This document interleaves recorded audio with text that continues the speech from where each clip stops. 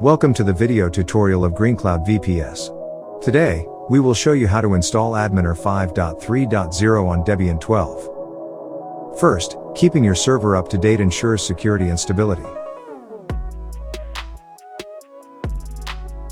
Next, install Apache and PHP with MySQL support.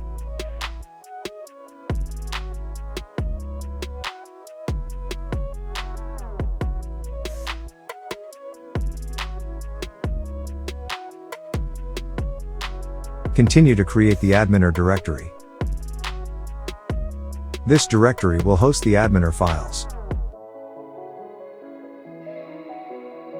Next, download Adminer 5.3.0. Then, set ownership and permissions.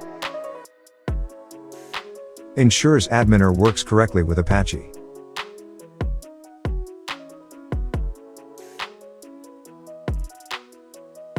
Now, open your web browser and visit the following URL.